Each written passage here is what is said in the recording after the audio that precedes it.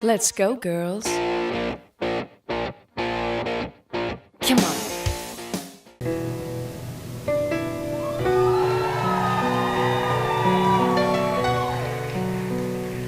Os velhos costumes,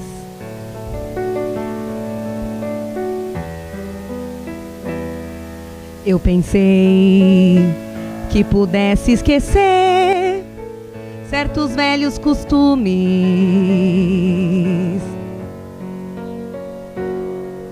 Eu pensei que já nem me lembrasse das coisas passadas.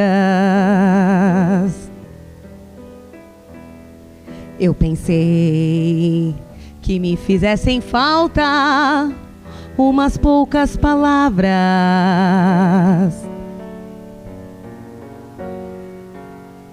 De manhã, um bom dia na cama, a conversa informal, um beijo, depois o café, o cigarro e o jornal. Os costumes me falam de coisas e fatos antigos.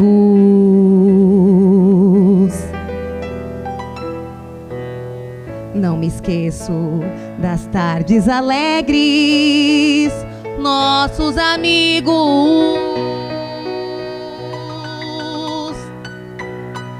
Um final de programa, fim de madrugada, o aconchego na cama, a luz apagada.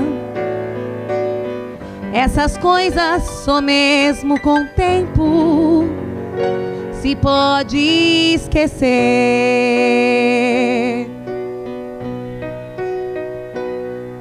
E então eu me vejo sozinha, como estou agora.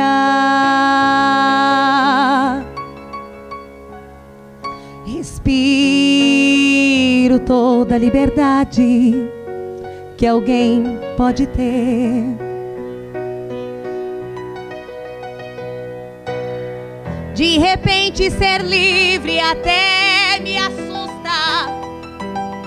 Me aceitar sem você certas vezes me custa.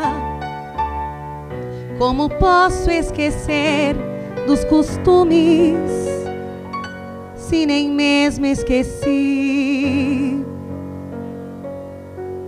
de você?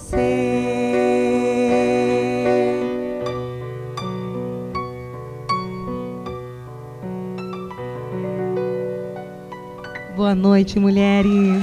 Bem-vindas. Obrigada, gurias. Eu quero agradecer a nossa pianista Valéria. Obrigada, que me acompanhou aqui nesse momento. Obrigada, Valéria. Obrigada pelo carinho, pelo ensaio, por tudo, viu? Eita, no início eu meio que dei uma atrapalhadinha aqui, mas depois logo engrenou e foi, né? Deu tudo certo. Gente, quem já passou por uma separação sabe o que essa música quer dizer. Ou quem conhece alguém que já passou, sabe como é difícil esquecer os costumes. E quando a gente lida com os costumes, e num momento de casamento, separação, a gente também tem que lidar com patrimônio. E nunca é só dinheiro, nunca é só uma casa. Como posso esquecer dos costumes, se nem mesmo esqueci de você? Então, a gente sabe que nessas horas a gente precisa estar bem orientada, porque a emoção toma conta, ou a raiva, ou a tristeza, ou o amor. O Mulheres Inteligentes Multiplicam Patrimônio, ele traz essa orientação, tanto para o momento do casamento, quanto para o momento das relações. E agora, para subir ao palco e falar sobre isso, eu quero trazer aqui, quero convidar a nossa doutora Michele Gueno. Sobe ao palco.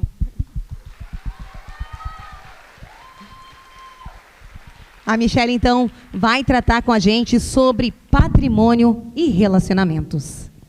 Boa noite, boa noite. Nossa, que coisa mais linda! Deixa eu me sentar aqui. Então, Michele, Eita, patrimônio, mulherada, vocês, não sei, que vocês já conhecem alguém que já casou, descasou, né, que já construiu patrimônio, que já teve que dividir. Então, Michele, eu queria agora uma pergunta bem forte. O que é necessário que a mulher saiba para proteger o seu patrimônio? Bom, gente, como vocês já me conhecem, aqui está minhas redes sociais. Meu nome é Michele Guino Pacheco, sou advogada de Direito de Família e não vou me estender muito na apresentação porque o tempo é curto e a gente tem muito conteúdo aqui para dizer. A primeira coisa, e até vou ficar de pé para falar isso, a primeira coisa que a mulher precisa saber para proteger o patrimônio dela é conhecimento. E pode parecer muito clichê, mas vocês estão de parabéns por estarem aqui hoje buscando esse conhecimento. Se a gente for falar em direito de família, que é o direito que rege as relações familiares, conhecimento sobre regime de bens é essencial que a mulher saiba. E também é preciso que ela saiba que ela pode formalizar as relações que ela vive. Porque hoje a nossa vida, ela tem fases, né, Miriane? Então, nós temos a fase de solteira, a fase de namoro, a fase em que o nosso relacionamento ele engrena e a gente passa para um casamento ou para uma união estável, e a fase em que o relacionamento ele finaliza, porque o relacionamento ele vai finalizar, ou pelo divórcio, ou pela separação, ou pelo óbito. Ui. E é por isso que a gente precisa entender e saber que existe regime de bens. E o que é o regime de bens? O que é o regime de bens? União estável, união isso? Me explica para nós aí. Regime de bens são as regras que vão reger, que vão dispor o nosso patrimônio durante a nossa vida, durante essas fases. Durante a fase do relacionamento, durante a fase do divórcio e durante a fase do óbito.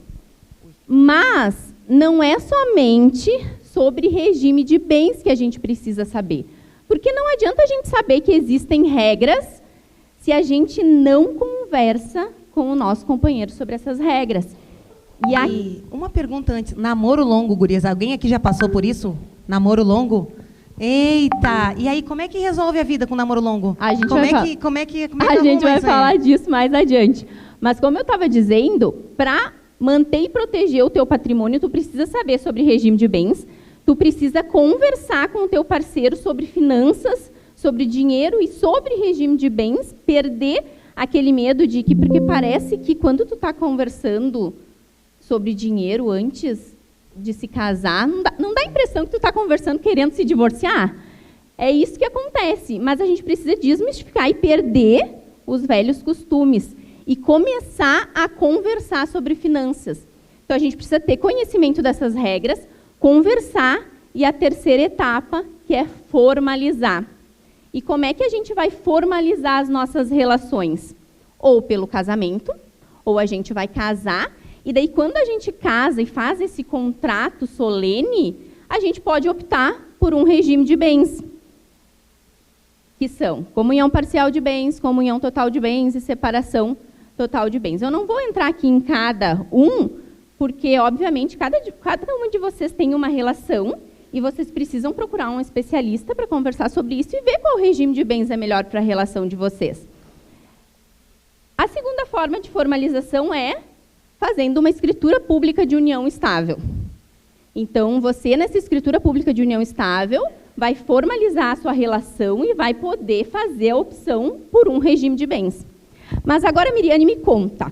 A mulherada, ela está namorando, o relacionamento engrena, e daí a gente vai e casa? Ou a gente vai fazer a união estável?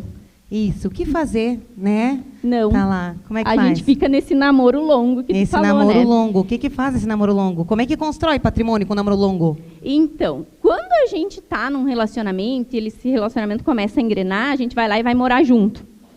Aí compra um carro financiado, compra um apartamento, de repente já começa a trocar e aumentar de patrimônio, e passa 5, passa 10 anos e tu não formalizou nada. Eita. A mulher que não formaliza a relação, ela perde direitos? Ela depende. O que acontece com essa situação do na verdade, não é namoro longo. Esse morar junto e se divulgar como uma família, na verdade, se caracteriza uma união estável? A lei, ela diz que, para te ter uma união estável, tu precisa ter uma convivência pública. Então, a gente vai lá, posta foto da gente, da família, viaja, troca de relacionamento lá no Facebook, uma convivência contínua e duradoura. Então, tu precisa ter um relacionamento realmente forte, durável com essa pessoa, com o intuito de constituir família, que é tu precisa querer ter uma família com essa pessoa e a sociedade precisa enxergar uma família. E aí tu já tem uma união estável, tu não precisa de documento. Mesmo sem documento, Mesmo se eu sem já postei documento, a foto no Instagram... Não necessariamente só isso, né? Mas se tu preenche os requisitos dispostos na lei, você tem uma união estável. E daí, qual que é o grande problema de não formalizar a união estável? Você não consegue optar pelo regime de bens. A lei diz que, se tu tem uma união estável não formalizada, o regime de bens é o da comunhão parcial de bens. Mas isso é um problema? Não necessariamente, mas daí olha o que acontece. Eu tenho certeza que a maioria aqui, que tem um companheiro, que tem um relacionamento e tem uma união estável não formalizada, sabe exatamente a data que começou esse relacionamento. Vamos dizer que começou em 10 de janeiro de 2020. Mas agora, vocês conseguem comprovar que começou dia 10 de janeiro de 2020 essa união estável? Essa é a grande dificuldade no judiciário, porque uniões estáveis não formalizadas precisam ser reconhecidas e comprovadas. E se tu comprou o teu primeiro carro em 10 de fevereiro de 2020? E se esse carro está no nome do teu companheiro? Tu vai ter que comprovar que a tua união estável é anterior à compra para ter direito. E aí é que a mulher, muitas vezes, perde o seu direito. A mulher precisa comprovar que ajudou financeiramente na compra dos bens para ter direito? Aí é que tá. Tem as mulheres que optaram por... Muitas estão criando os filhos, estão trabalhando, estão em casa, estão no momento. E está havendo compra de bens. Ela precisa provar que ela contribuiu com a renda dela, que para esse imóvel ser dela também? Depende o regime de bens. Na comunhão parcial de bens, que é o regime de bens que rege uniões estáveis não formalizadas, tu não precisa comprovar que tu tirou o dinheiro do teu bolso e pagou. O simples fato de ter sido adquirido durante o relacionamento de vocês faz com que esses bens sejam de ambos. Então, não necessariamente tu precisa comprovar. A principal pergunta que eu recebo no meu escritório quando eu atendo homens eles dizem, isso eu preciso dividir porque fui eu que paguei. Mas muitas vezes, e por isso também a importância daquela conversa no início da relação, porque muitas vezes é um pacto do casal, né? Eu vou pagar a parcela do financiamento enquanto você paga a parcela do carro. Por isso não tem essa divisão de quem pagou é quem vai ter direito. Independente de quem pagou, o bem é de ambos, se foi adquirido de forma onerosa durante a união estável. E uma outra situação que é comum de acontecer. E quando uma mulher quer se divorciar e o marido se recusa a sair de casa, tem algo que possa ser feito, já que o imóvel é de ambos? Tem cronômetro? Tem cronômetro Quanto lá, é o 7 tempo? minutos. Tá, ainda tem tempo. Nelson, meu assistente deixa eu aqui. tomar uma aguinha O aqui. Jô Soares tem o dele, nós temos o Nelson aqui, gente. Nelson, Já. sirva água. Já servi aqui. Já servi, Nelson. Então, a pergunta é se... Qual que é a pergunta mesmo? Já esqueci. Se emocionou.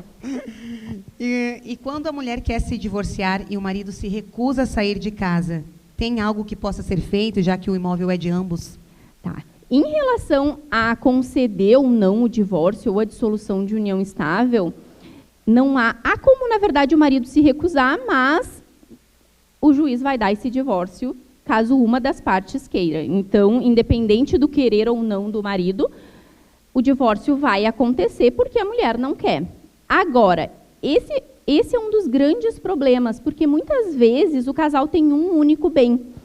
E daí fica naquela de, eu não vou sair, eu vou sair, quem é que sai? E eles ficam residindo na mesma casa. Existe a opção de, quando tu propõe a ação de divórcio, dissolução de união estável, quando tu entra com essa ação, solicitar uma separação de corpos com a saída da outra parte do lar. Mas não é uma regra conseguir isso. Porque, veja bem, ambos tem direito a esse bem. Se não existe nenhum contexto de violência doméstica, quando a mulher pede a saída do homem do lar, ela vai precisar justificar isso. E nem sempre o juiz ele vai aceitar a justificativa. Então, se o juiz não autorizar essa saída, ambos ficam residindo no imóvel. Só que muitas mulheres não sabem que, caso elas saiam do imóvel, ou até mesmo caso o homem saia do imóvel, isso não quer dizer que vá perder o seu direito sobre esse bem. Não, tu simplesmente vai sair, vai pegar tuas coisas, ou o homem vai sair, vai pegar as coisas dele, e daí, numa ação de divórcio ou dissolução, a gente vai discutir sobre esse patrimônio. Não necessariamente tu vai perder o teu direito, né? Não entra nessa questão que tinha no passado, abandono de lar, que a mulher passava por isso, né? Não, atualmente não existe abandono de lar. Tu vai sair do lar, obviamente que tu não pode sair do lar e esquecer de entrar com o processo, né? Tu vai precisar procurar um advogado para te orientar e propor a ação de divórcio ou dissolução de união estável. Isso pode ser entrado tanto com o marido em relação à mulher também, para a saída desse imóvel. Ou é só a mulher que pode entrar pedindo? Na verdade, as mulheres elas acreditam que por ter filhos, elas têm alguma preferência de ficar no imóvel, gente. E, infelizmente, não existe na lei nada que diga que ela tenha preferência. Claro que aqui a gente está falando de um contexto que não existe nenhum tipo de violência doméstica, né? Que a relação realmente finalizou, mas nenhum dos dois quer sair do imóvel. Então, tu pode sair, tu vai buscar isso judicialmente. Uma outra questão que eu sempre falo para os meus clientes é para a gente analisar a viabilidade de sair desse imóvel ou não. Porque um processo de divórcio, ele dura, gente. E ele pode durar muito. E daí, realmente, quem sai do lar, querendo ou não, fica prejudicado. Porque durante todo o processo de divórcio está sendo discutido se tu tem ou não direito àquele bem, e a outra parte vai ficar usufruindo esse bem durante o divórcio. Então, quem sai do imóvel, muitas vezes acaba sendo prejudicado. Tem outros processos em que realmente as partes, não tem contexto de violência doméstica, mas aquela animosidade talvez não faz bem para os filhos. E daí tu pode solicitar uma saída do cônjuge do lar com base no abalo psicológico dos teus filhos. Mas vai sempre ficar a critério do juiz definir se vai retirar ou não. E para finalizar, Michele, o que é violência patrimonial? Então, a violência patrimonial é uma das 5 violências dispostas na Lei Maria da Penha, que é a lei que rege sobre a violência contra a mulher, a violência doméstica. A violência patrimonial, ela se dá quando o homem tem condutas que afetam diretamente o patrimônio, que visam controlar a mulher. Então, situações como quebra de bens, quebra de celular da companheira, não deixar ela ter acesso a outras pessoas, não deixar ela trabalhar, não deixar ela ter dinheiro no nome, ela ter que ficar pedindo sempre, pode sim se caracterizar a violência patrimonial. E ela é uma das violências, né? A gente tem mais 4 tipos de violência que também estão caracterizadas ali na Lei Maria da Penha. Isso pode estar incluso, por exemplo, se uma das partes vendeu alguma coisa sem comunicar a outra, como violência patrimonial? A dilapidação do patrimônio é violência patrimonial. E algo também que a grande maioria não sabe, tu deixar de pagar pensão alimentícia por conta própria, assim. O homem, ele tem condições de pagar, mas ele não paga, justamente para punir, também é uma forma de violência patrimonial. Eita. Então, Michele, mais alguma dica que você tenha para as mulheres aí, sobre como elas podem se proteger e proteger as suas famílias aí através da lei? É óbvio que se eu fosse ficar falando aqui, eu teria 1 milhão de coisas para falar para vocês, né? Mas eu acredito que o que eu abordei primeiro, que é ter conhecimento, não sobre a lei em si, mas que existem leis e tu pode buscar acesso a elas, conversando com um advogado especialista da tua confiança, conversar mais com os nossos companheiros acerca de dinheiro, acerca de finanças, não porque a gente está interessada ou pensando num divórcio, mas para proteção mesmo. Gente, ontem a gente estava conversando no evento e se a gente questionar algumas mulheres sobre o que vai acontecer se o teu marido falecer hoje, tu tem acesso a alguma coisa? Tu sabe que bancos ele tem conta? Tu sabe se ele tem seguro de vida, se não tem? As mulheres, elas, no decorrer do relacionamento, a gente acaba se acomodando. Não se acomodando porque a gente não quer saber, mas é porque tudo está sendo levado tranquilamente e muitas vezes a gente é pega de surpresa, ou pelo divórcio, ou pelo óbito. Então, a gente precisa ter o mínimo de conhecimento do nosso patrimônio, dos bens que a gente tem na nossa relação, para conseguir, de fato, proteger eles. Então, Michele, obrigada. Obrigada por ter estado com a Obrigada gente. Gurias, eu. vocês gostaram? Aí, deu, né? Let's go, girls.